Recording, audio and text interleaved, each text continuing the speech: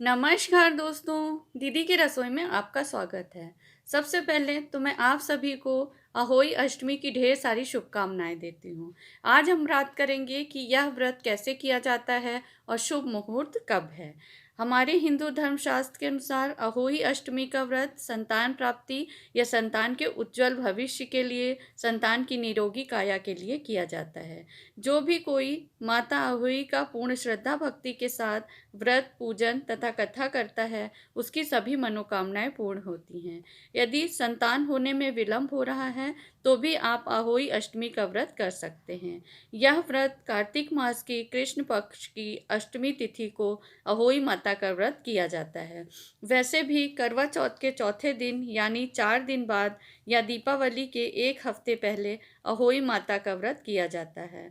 वर्ष 2020 में यह 8 नवंबर रविवार को किया जाएगा। अष्टमी तिथि का प्रारंभ सुबह 8 तारीख को रविवार को 7:30 से प्रारंभ होगा और अष्टमी तिथि शुरू होकर 9 नवंबर को 6:50 पर समाप्त हो जाएगी।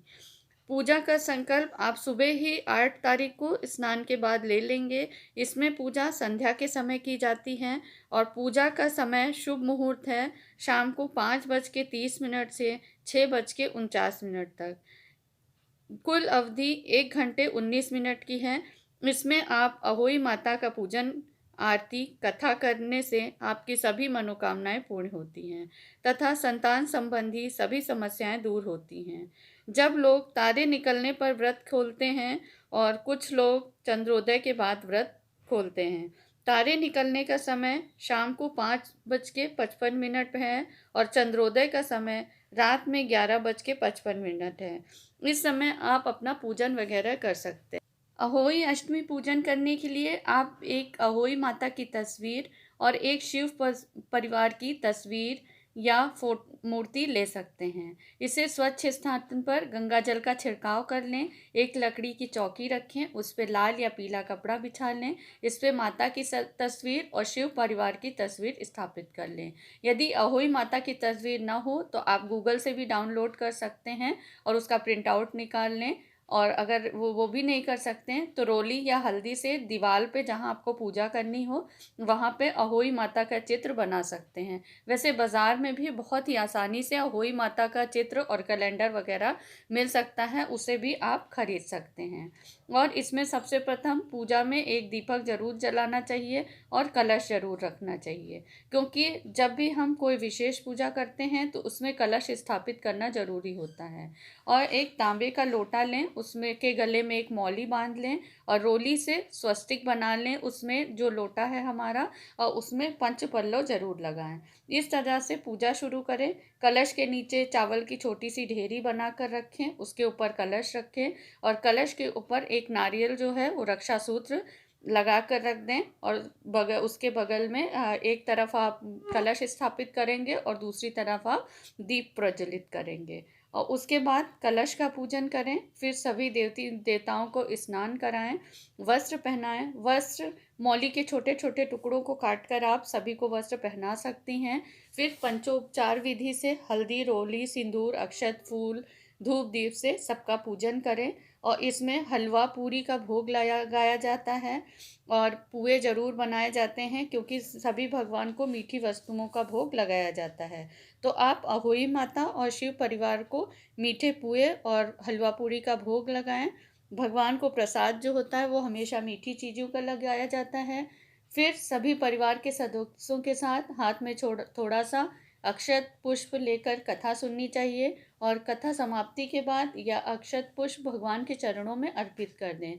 इसके बाद आरती करें, घंटी बजाएं, शंख बजाएं, फिर माथा टेकें और क्षमा मांगें कि पूजा में यदि हमसे कोई भूल हुई हो तो उसे क्षमा करें।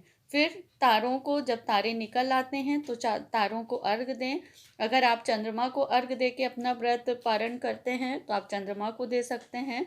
वैसे इसमें तारों को अर्घ दिया जाता है तो आप तारों को अर्घ दें। चंद्रमा को भी अर्घ आप दे सकते हैं अगर देना चाहते हैं। इस तरह से पूजा का समापन करें।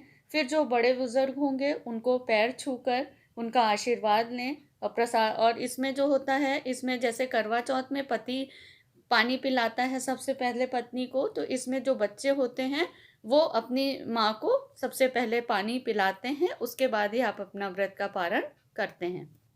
और पूजा समाप्ति के बाद घर के सभी बड़े बुजुर्गों का पैर छूकर आशीर्वाद लें और अपने संतान के उज्जवल भविष्य और निरोगी काया के लिए सबका आशीर्वाद प्राप्त करें और सबको प्रसाद का वितरण करें, और उसके बाद ही आप इस प्रसाद को ग्रहण कर देंगे। और अहोई माता के व्रत में तारों को अर्घ दिया जाता है। अगर आप चाहें तो चंद्रमा को भी दे सकते हैं। उसके पश्चात सर्वप्रथम अपने संतान से पानी पिएंगे आप, फिर आप प्रसाद ग्रहण करेंगे। और ये अहोई माता का व्रत बहुत ही लाभकारी होता है। इस दिन किया गया जप तप पूजा पाठ दान पुण्य हमें सहस्त्र गुना फल देता है।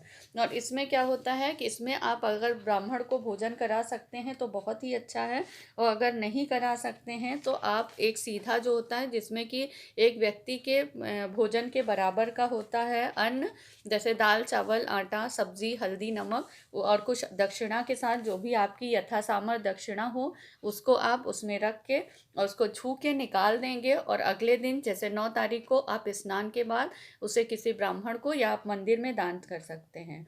और इस व्रत में ये भी होता है कि ये जरूरी नहीं कि आप अपने पुत्र के लिए ही ये व्रत रखें। जिनके पुत्र नहीं हैं, पुत्रियां हैं, वो लोग अपनी पुत्रियों के लिए ये व्रत रखते हैं, क्योंकि पुत्रियां जो होती हैं वो भी माता पिता के बहुत सेवा करती हैं। और इसलिए हम लोग चाहे पुत्र हो या पुत्री, जो भी आपके संतान है, आप उसके लिए इसका व्रत कर सकती हैं। और इसमें अगर आपको नहीं मिल पाता है चित्र अहोई माता का, तो जो आपकी दीवार है उस पे भी आप ईशान कोण में जो है दीवार पे माता अहोई और उनके 8 पुत्रों का चित्र अंकित करके और उसका विधिवत पूजन करें।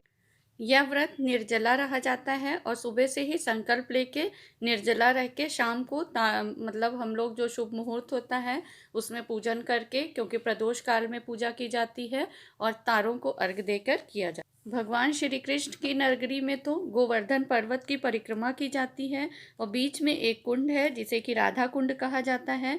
ऐसी मान्यता है कि इस कुंड में अर्धरात्रि को पति और पत्नी स्नान करते हैं, और जिन्हें संतान नहीं है तो उन्हें संतान प्राप्ति होती है। और अहोई माता का अष्टमी का व्रत भी किया जाता है जिनको कि संतान नहीं है।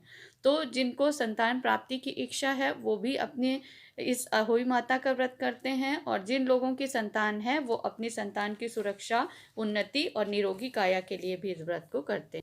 और इसमें पुए और पूड़ी जो हम लोग चढ़ाते हैं, जिसका भोग लगाते हैं, वो 14 की मात्रा में रखा जाता है, यानी 14 पुए और 14 पूड़ी, और उसके साथ थोड़ा थोड़ा सा हलवा। तो इस तरह प्रसाद में हम लोग 14 की मात्रा रखते हैं।